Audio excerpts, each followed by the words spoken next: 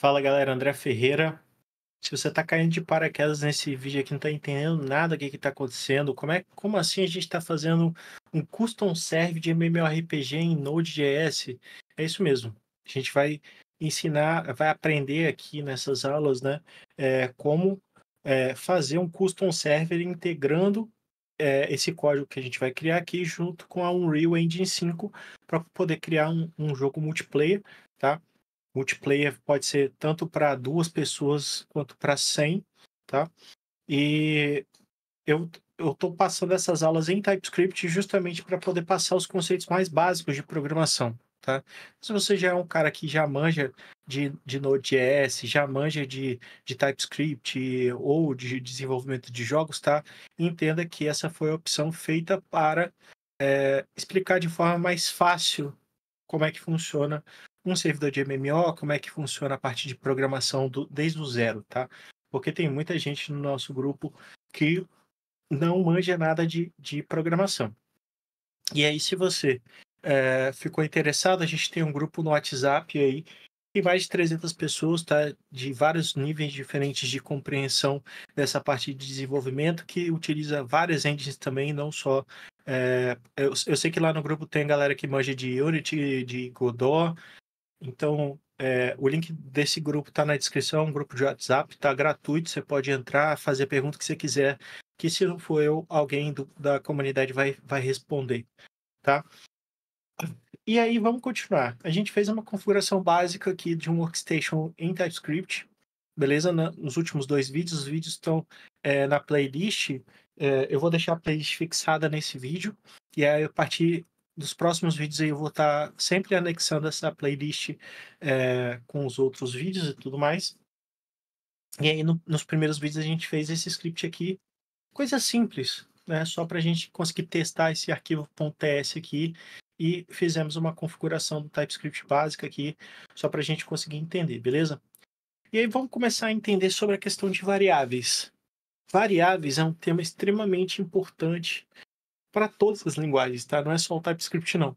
E aí eu vou fazer uma tangente, obviamente, com outras linguagens. Eu vou falar sobre como é que o C# trata essas informações, como é que o C++ trata essas informações, e vocês vão conseguir entender de uma forma mais clara o que são, por que eu estou usando TypeScript em vez de JavaScript, né?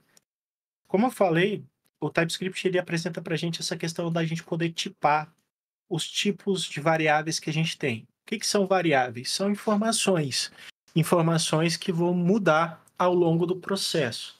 São informações que podem ser alteradas ao longo da compilação ou da interpretação do nosso software, né?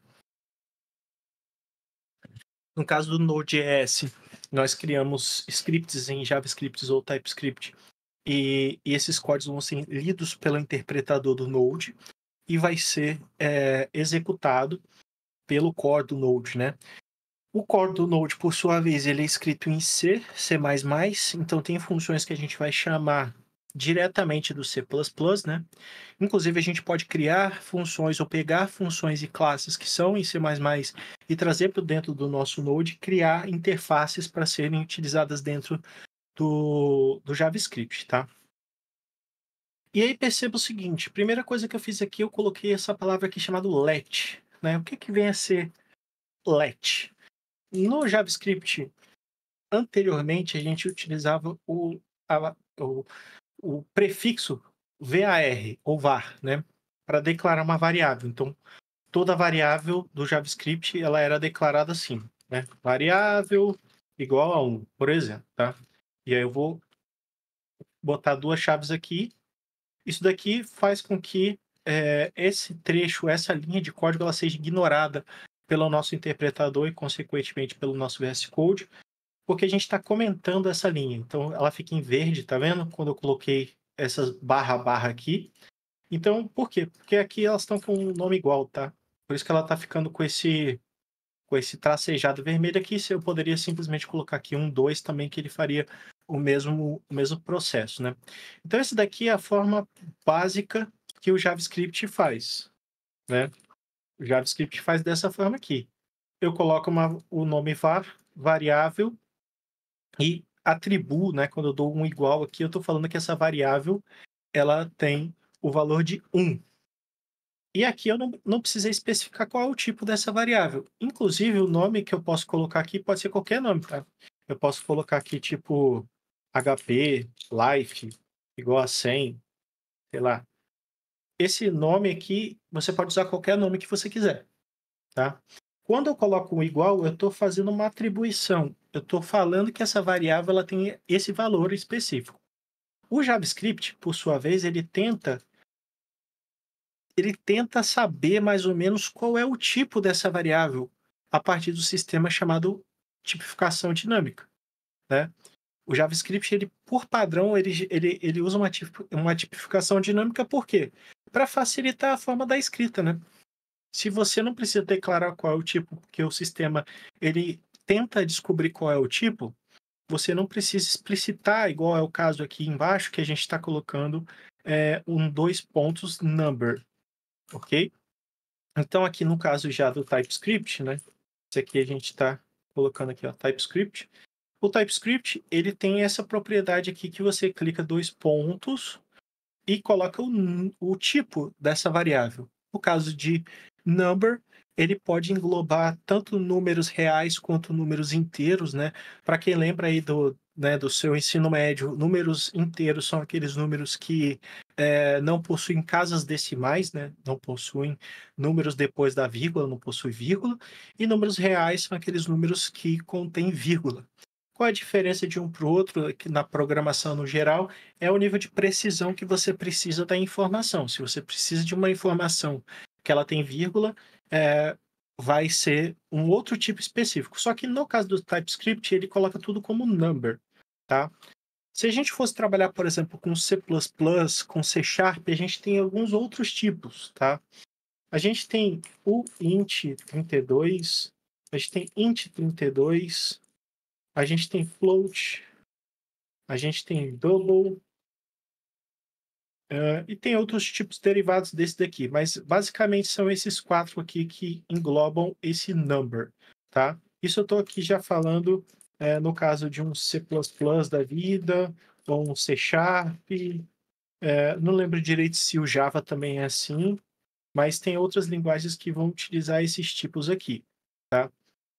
O int32 é um inteiro com 32 bits. Acho que é bits ou bytes. Deixa eu ver aqui, ó. O int32 possui quantos bits? Se não me engano, esse 32 exatamente. Esse 32 quer dizer o inteiro com 32 bits. Então quer dizer que para você armazenar um número zero ou armazenar um número maior, ele vai continuar tendo a mesma quantidade de bits, tá? E aí essas linguagens ela apresentam outros tipos, por exemplo, o int8, né? O int16. Esse pós-fixo aqui de inteiro, ele vai definir qual é a quantidade de bits que vão ser armazenados, que vão ser alocados na memória. Na prática, toda variável ela é alocada na memória RAM do seu computador. Então, você tem a memória RAM, quando você determina que ela é uma int32, o que o interpretador vai fazer é alocar um espaçamento de 32 bits dentro da sua memória para poder armazenar a informação que você está colocando. Dessa forma aqui, quando você utiliza. Uma outra pergunta também é: o que é esse U aqui no começo que tem de diferença desse int32? Vamos botar aqui que o chat GPT vai saber explicar. Qual a diferença do uint32 e int32? A diferença é basicamente que um comporta números negativos, o outro não, tá? E aqui ele vai te dar a explicação, ó. A diferença do int32 é que ó, o int32 ele vai de menos um número gigantesco que 2 bilhões até 2 bilhões e um lá vai quebrado, né? O int32 ele vai de 0 até 4 bilhões. Então perceba que na prática o int32 ele pega o que teria de capacidade do número negativo e adiciona, né, vezes 2 ali a capacidade que ele tem de números positivos. Se você está num cenário que você precisa utilizar números negativos, por qualquer motivo que seja, você pode utilizar o int32 tranquilamente e, caso não precise ter números negativos, você pode usar o int32 ou aquelas derivações, né? O int8, o int16 e tal, tudo depende do que você quer armazenar nessa variável. No caso da Unreal Engine, você pode se perguntar, tá? A Unreal Engine utiliza o C++ como linguagem. Então, você pode utilizar o int32 ou o int32. O float, a gente já vai aqui no caso. Então, vamos lá. Esse aqui, com o na frente, é o inteiro de 32 bits de 0 a 4 bi, né? O int32 vai de menos 2 bi a 2 bi inteiro, né? Acho que é bi ou tri. Aqui vai ser números reais, são números que contêm vírgula, e aqui são números reais grandes, tá? O double, ele comporta uma quantidade maior de números depois da vírgula. Honestamente falando, eu estou há 22 anos trabalhando na área de programação. Foram raríssimos os casos onde eu utilizei double. Raríssimos os casos, tá? Normalmente você vai utilizar int, ou vai utilizar o int em casos específicos e float quando necessário, né? O float ele vai resolver 99% dos seus problemas, tá? Agora, tendo a visão de jogo, por exemplo, o HP, a mana, a estamina, as suas skills, tudo isso vai ser inteiro. Vai ser inteiro 32 ou o int 32. No C++, a gente tem a opção de utilizar aqueles outros tipos, né? A gente consegue utilizar o int8, a gente consegue utilizar o int16, a gente vai seguindo isso daqui, aí vai ter int32 e vai ter o int64. O int64, ele é um número muito grande, tá? É muito raro também a gente utilizar alguma coisa que usa int64. Então, normalmente, o padrão é int32. O padrão de qualquer linguagem hoje em dia é int32. Quando que a gente vai utilizar um int8 ou um int16? Quando a gente precisa reduzir a quantidade de bytes que está trafegando de informação. Então, como a gente está falando de um servidor de MMORPG, se a gente não precisar alocar 32 bits para passar uma informação pela rede, por que a gente vai usar esse int32? Isso não faz sentido, né? A gente pode usar um int8 ou até mesmo utilizar aqui um cara chamado byte. Tá? O byte ele é o cara mais básico de todos, porque ele vai conter 0 ou 1, né? Ele vai ser o cara que só vai ter essa capacidade de ter esses dois estados. O int8 ele já vai ter uma quantidade maior, e aí voltando aqui ao nosso chat GPT, fale a diferença entre int8, int16, int32 e int64. Eu só estou colocando aqui no chat GPT que é mais fácil da gente conseguir ver do que eu ficar, né, tentando lembrar de cabeça o ranger de cada um desses caras aí, tá? Mas basicamente a diferença entre um e o outro vai ser sua capacidade de armazenamento.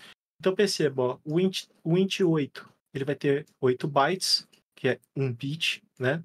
Ele vai ser um intervalo de menos 128 até 127.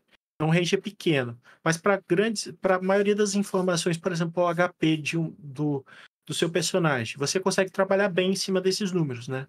Pode ser que você queira trabalhar com números maiores ali, tipo, vai ter 50 mil de HP e tal, só que aí depende muito do jogo que você está fazendo, né?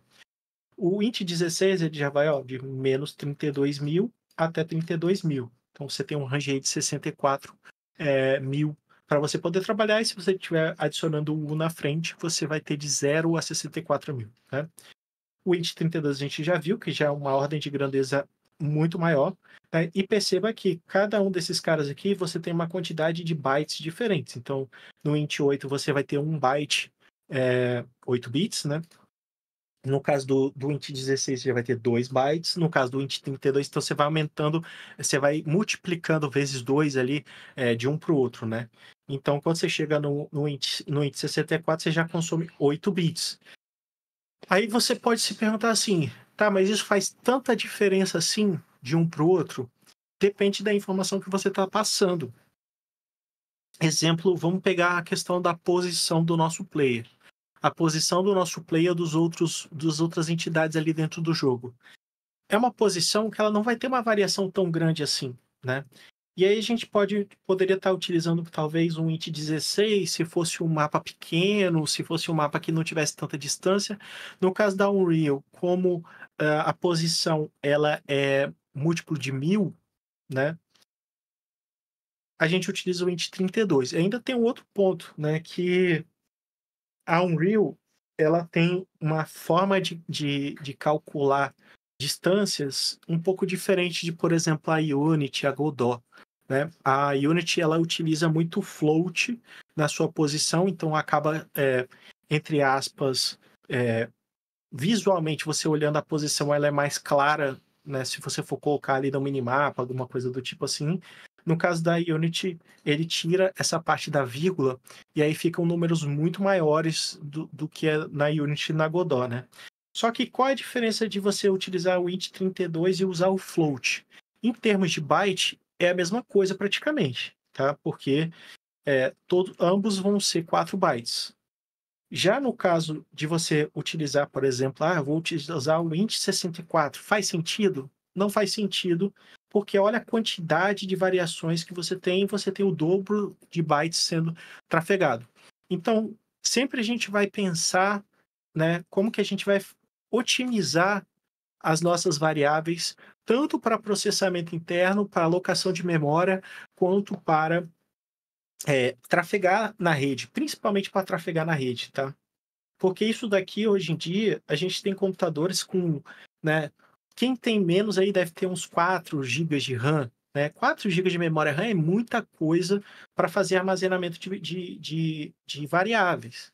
Então, isso hoje em dia a gente não precisa mais se preocupar. Quando eu comecei na programação, eu tinha um Pentium 66 com 128 megas de memória RAM. Então, quanto que a gente armazenava na memória RAM era extremamente importante porque a gente não tinha muita. Hoje, como a gente tem muita memória RAM, a gente não precisa mais ficar se preocupando com essa questão de alocação. Tanto que o JavaScript ele faz esse cara aqui chamado number, justamente para a gente não precisar ficar pensando muito qual é o tipo. Então, de acordo com a informação que você está colocando ali, ele faz esse tratamento internamente, se isso é um float, se isso é um double e tudo mais, e faz essa alocação. Mas quando a gente entrar mais na parte de multiplayer, né, da comunicação do servidor com a Unreal, vocês vão perceber que essa informação ela faz diferença, porque, obviamente, que daqui para cá é o dobro de bytes que está sendo trafegado. Consequentemente, você vai ter um custo maior de tráfego no seu data center que você estiver utilizando para você poder hospedar o seu game server, né? E essa informação demora mais para poder chegar ao destinatário. Então, quanto mais a gente enxugar esse protocolo de comunicação, melhor. Beleza? Então, se você daqui para frente for para o C++, for para o C Sharp, para o Java, para o Go, você vai se deparar com esses caras aqui e não precisa ter medo. É só você ir lá no ChatGPT, no Google, pesquisar, pô, que parada é essa de int 32? Mas perceba que sempre vai ter esse prefixo INT para números inteiros. Normalmente o float ele vai ser para número real e caso você se depare com esse cara chamado double, é para números muito grandes que tem vírgula. E esse cara aqui é muito difícil de você ver, o int 64, por mais que tenha suporte e tal. Acho que se deu para explicar, se ficou claro, né? Vai aí vocês, cara, interaja com o vídeo, vai aí nos comentários e falar, cara, eu entendi, eu não entendi, algum conceito ficou difícil de se entender e tudo mais, tá? E aí você se pergunta, pô, mas se o JavaScript, por padrão, ele já tem tipagem dinâmica, por que que você quer utilizar o TypeScript para você poder explicitar o tipo específico da variável? Porque o JavaScript ele tem uma série de erros conhecidos justamente por causa da interpretação equivocada do JavaScript com relação ao tipo da variável. Existem vários problemas, tá? Inclusive, no caso de números inteiros, a gente tem que, às vezes, fazer uma verificação de N a N. tá? Quem já trabalhou com JavaScript sabe disso, que às vezes ele erra. Ele erra na hora de fazer a interpretação e a gente vai ter alguns falsos positivos em alguns casos, tá? Isso faz com que o JavaScript, o TypeScript resolva 100% dos problemas? Não. Mas fica mais fácil quando você está olhando para o código entender que aquela variável é do tipo X ou Y, né? Pelo menos para a diferenciação mais básica ali. E, consequentemente, a gente tem também dentro do interpretador do TypeScript algumas flags que vão dar à medida com que você tente passar uma informação de um lado para o outro que não correspondem a um tipo, principalmente quando a gente estiver lidando com tipos mais é, tipos mais complexos do que simplesmente mexer com um número inteiro, né? E aí, beleza, a gente está falando aqui de números até agora, mas a gente só tem números como variáveis? Não. Existem outros tipos de variáveis padrões do TypeScript, tá? A gente vai ter aqui, eu vou colocar aqui em ordem, tá? Variável bool, que vai ser do tipo boolean. Esse cara aqui é muito importante. A gente vai ter toda uma série de vídeos falando sobre expressões, sobre operadores lógicos e matemáticos, e aí a gente vai utilizar muito esse booleano, tá? Mas a priori o que você precisa entender é que esse cara ele vai ser verdadeiro ou falso, tá? O boolean ele vai gerar um resultado para a gente que vai ser verdadeiro ou falso, e no caso de binário vai ser 0 ou 1, tá? Existe toda uma área da ciência da computação que fala sobre álgebra booleana. Então, se vocês forem procurar na internet aí, procura sobre álgebra booleana. Vocês vão ver que existe uma área de ciência da computação inteira só para falar desse cara aqui. Por quê? Porque toda a parte de condicional, looping e tal, utiliza isso daqui. Utiliza expressões e, consequentemente, utiliza booleanos, tá? Outro cara que a gente vai ter aqui. A gente vai ter variáveis de texto, que vão ser do tipo string. String, para quem estiver mexendo com C++, você vai ter uma diferenciação lá de char, né, de string, e no caso da Unreal Engine, quem estiver utilizando C++ na Unreal Engine, você pode ver alguma coisa nesse estilo aqui, né, ou alguma coisa nesse estilo aqui, ó, text. Qual a diferença desses caras aqui?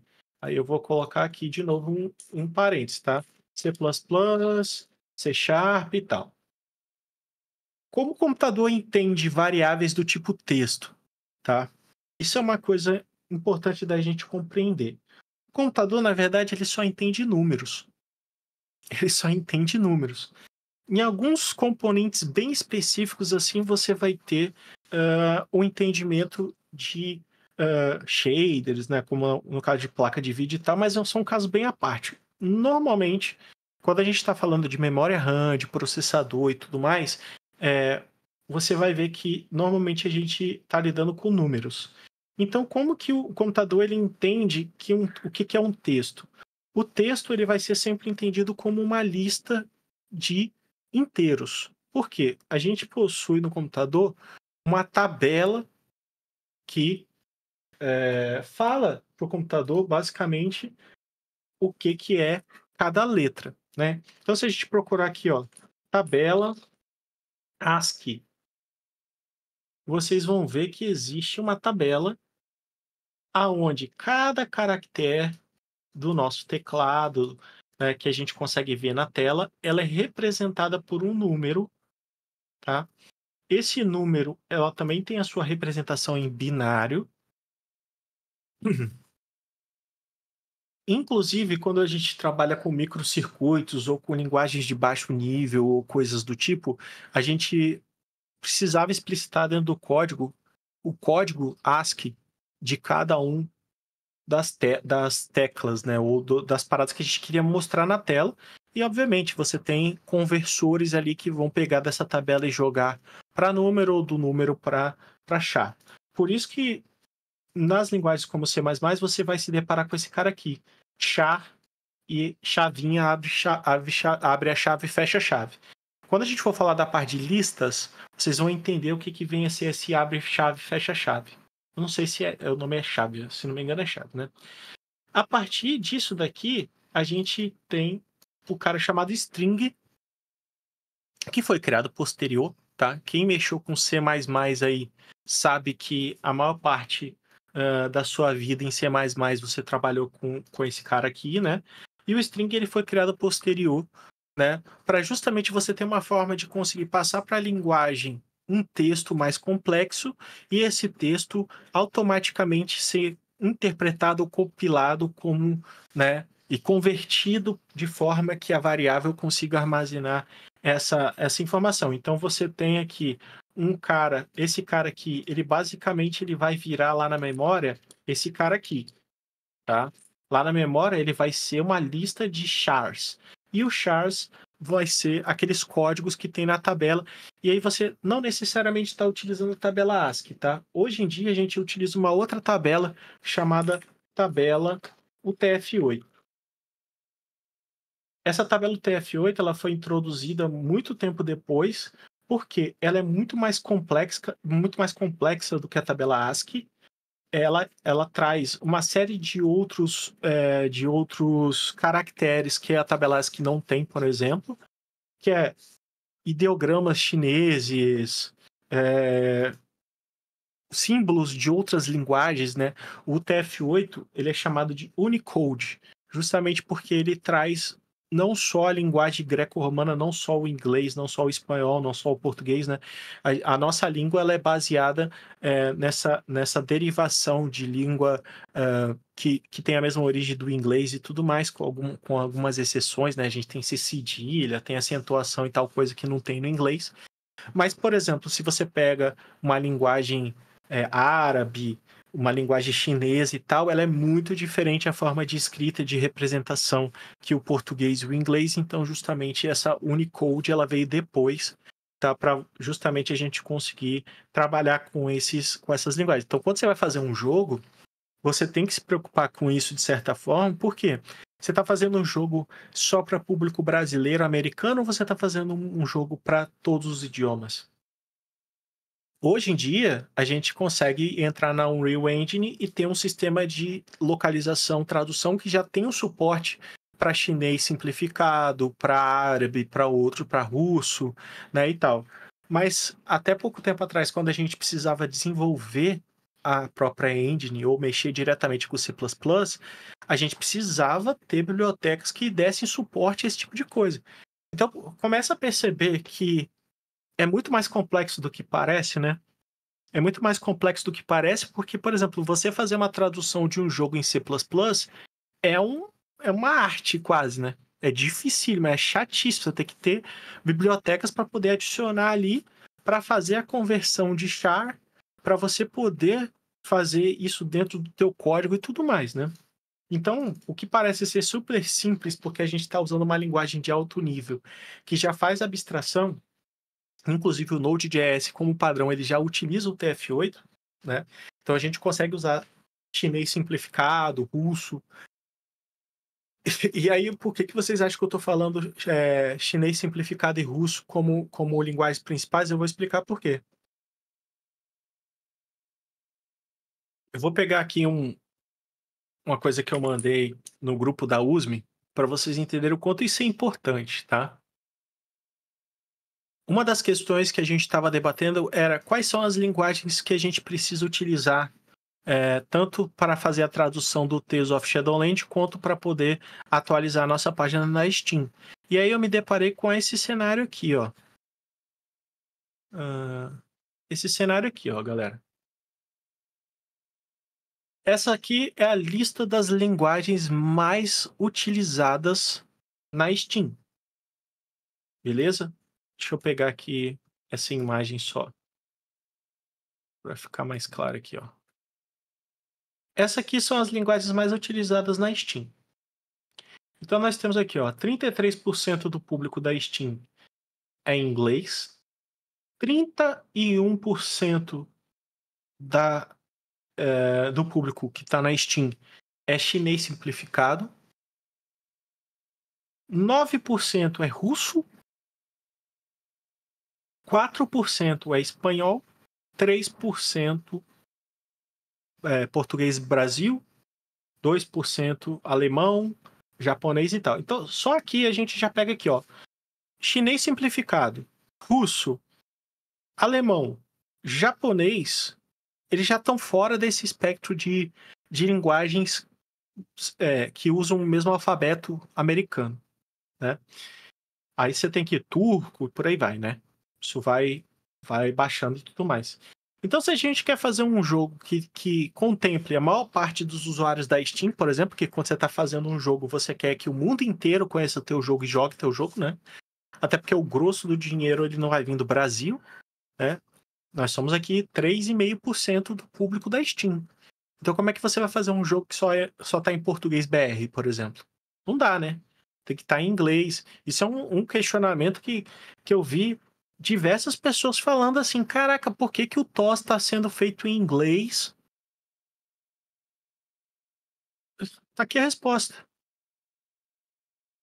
34% do público da Steam é inglês. O Brasil é 3%. Então, quer dizer, eu estou fazendo um jogo só em PTBR. Só PTBR. Eu sou roots, eu vou fazer um jogo só em português do Brasil. Eu só vou abraçar 3% da comunidade da Steam. É isso, é simples.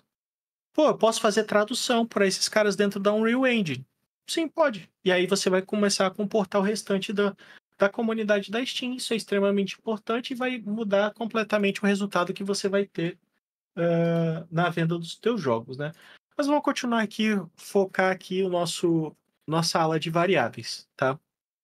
Então perceba, a gente tem esse tipo aqui chamado string dentro do JavaScript, dentro do TypeScript, que é facilmente da gente conseguir entender que toda string ela vem acompanhada de aspas simples ou aspas duplas. Então toda vez que você vê alguma coisa que está entre aspas duplas ou aspas simples, ela é um texto, é uma string, né? E ainda a gente tem uma outra opção que é essa aspa de ladinho, né? Que é tipo acento crase, né? Cada um desses funciona para uma coisa específica. Esses dois iniciais aqui, aspas simples e aspas duplas, eles têm o mesmo propósito, tá? Algumas linguagens utilizam aspas duplas como padrão, algumas linguagens usam aspas simples. E no caso do JavaScript, a gente tem essas classes aqui para a gente conseguir concatenar strings de forma mais eficiente. Por quê? No JavaScript, se a gente precisa juntar duas strings, exemplo, vou colocar aqui hello, vou botar aqui, ó, var1, hello, e var2, word. Eu vou comentar esse cara aqui e vou tirar essas explicações aqui, que eu acho que já deu para ficar claro, né? No caso da Unreal, a gente tem um cara chamado uText, tá? Que é para justamente a gente conseguir mexer com texto e conseguir concatenar o texto. E aí eu vou explicar aqui, ó. Se a gente for colocar aqui no nosso console log só o variável 1 e a gente dá um npm run aqui,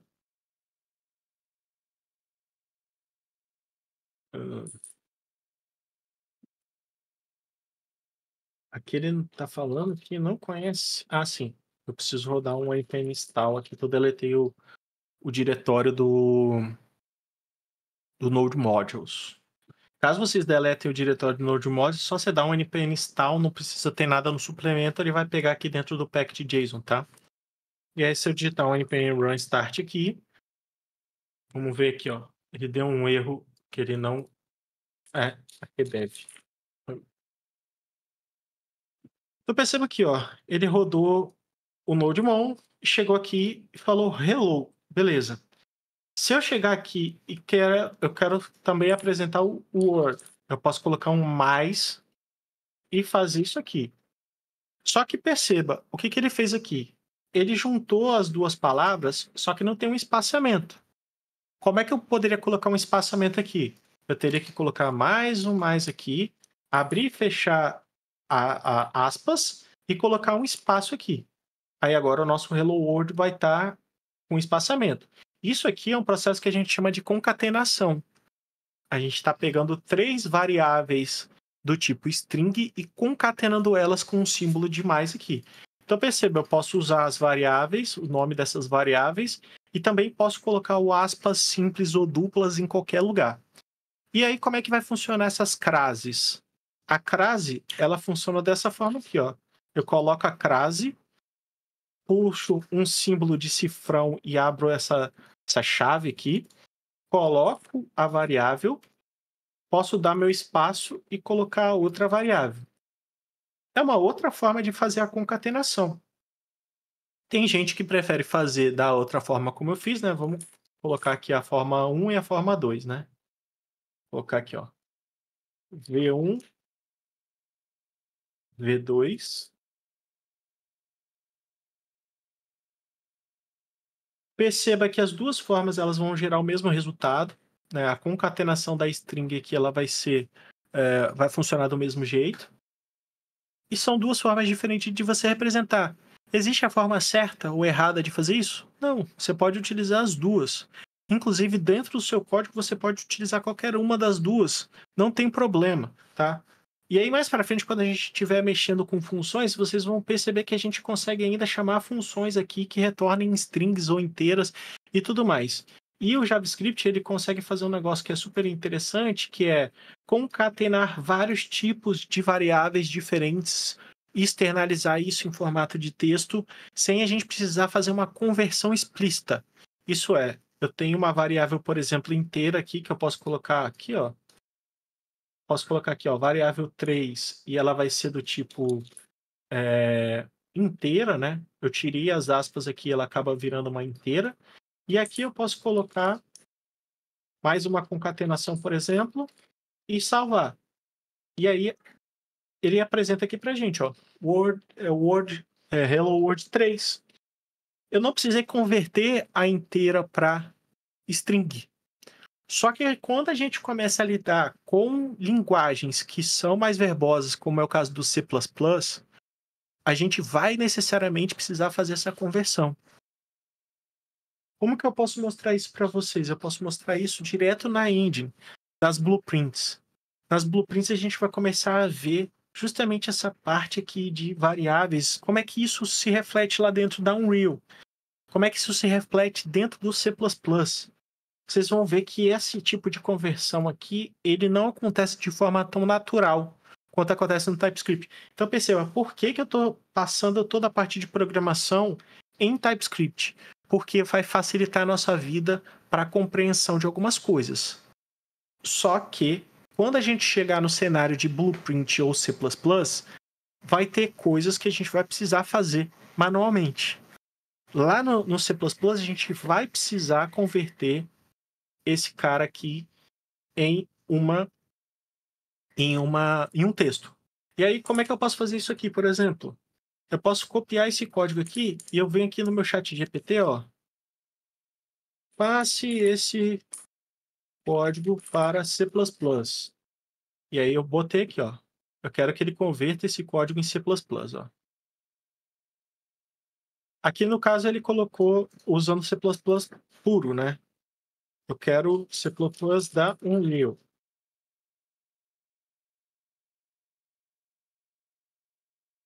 Então, olha como é que é o cenário aqui, como é que as coisas mudaram um pouquinho. Vou copiar esse código aqui, que é o código que ele gerou do C++, e eu vou criar um arquivo novo aqui, ó. E eu vou salvar esse arquivo aqui. Vou colocar aqui, ó, helloworld.cpp. Só para ele ficar bonitinho, coloridinho, tá? Então, olha só, ele criou aqui uma classe para Unreal, tá? Do tipo Hector. Para quem já tem acompanhado nossas aulas de Unreal, sabe o que é o Hector, né? Eu poderia ter criado outros tipos aqui, mas ele criou baseado no Hector, não tem problema. Aqui ele fez um override do Begin Play, né? Ele está fazendo um virtual aqui do Begin Play, show. E aqui, ó, ele criou. Perceba que ele tem aqui esse tipo f-string. Vocês lembram que eu falei aqui de string, né? A gente tinha aqui texto, é string. Só que aqui ele usou uma função chamada text. O que é essa função chamada text? Ele vai pegar o texto ali que você escreveu, que está aqui dentro, e vai converter para esse tipo aqui, que é o fstring. O fstring, por sua vez, nada mais é do que uma lista de chars, né? É um char chave ali, né? Tudo mais. Então, aqui, ó, ele colocou o int 32 como tipo da variável 3, né? E aqui, quando ele foi dar um console log, no caso aqui, a gente está usando console log, né? Ali no caso da Unreal, ele está usando o Unreal Engine underline log para poder exibir esse erro lá dentro do console da Unreal. E aqui ele está utilizando... Eita, acho que eu caí. Será que meu áudio está pegando certinho? Né? Aqui ele está pegando o text, ele está colocando aqui, ó, cifrão S, cifrão D.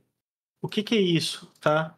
No caso do C++, a gente precisa especificar qual é o tipo que a gente está querendo exibir. Então aqui, de novo, aqui a gente tem uma concatenação que a gente não precisa especificar o tipo, né? Mas já no C++ a gente precisa especificar qual é o tipo. Ele está falando que os dois primeiros são strings, por isso é o S, e no caso de número, a gente utiliza o porcentagem D para números inteiros e por aí vai. E aí, obviamente, eu quero me especializar em C++. Você vai começar a olhar a documentação do C++ para poder entender. Uma outra coisa que você pode fazer, que é o que eu tenho feito, tá? Eu não sou especialista em C++. Eu trabalhei com C++ há muitos anos atrás e, eventualmente, eu mexo com alguma coisa em C++, principalmente aqui na Unreal. Então, o que eu faço? Eu faço, às vezes, o código em TypeScript, chego lá no ChatGPT e falo, cara, transforma esse código aqui em C++. É assim que eu fiz a classe de ByteBuffer, por exemplo, que eu utilizo no TOS. Eu fiz essa classe em TypeScript, fiz todas as implementações a partir de uma classe que a gente já tinha de C#, e aí eu utilizei o ChatGPT para poder fazer a conversão em C++. E aí fui testando para ver se tinha alguma coisa ali que estava fora, que não estava funcionando direito. Tive que fazer vários fixers até a minha função de ByteBuffer funcionar. Para quem não sabe, ByteBuffer é a classe fundamental de comunicação do servidor do TOS, tá? É uma comunicação binária. Para quem tiver curiosidade, de novo, lá no meu GitHub, se você for lá, ó, GitHub André HR Ferreira, você vai ver aqui que eu tenho o ByteBuffer em C#, que é a classe original. Eu tenho o ByteBuffer em TypeScript, eu tenho o ByteBuffer em C++. E eu vou fazer essas classes em outras linguagens também. Eu vou fazer ela em Go e talvez eu vou fazer ela em Python. Por quê? Porque aí a galera que está vindo de outras linguagens, eles vão bater o olho e não vai ter tanta dificuldade assim para poder entender.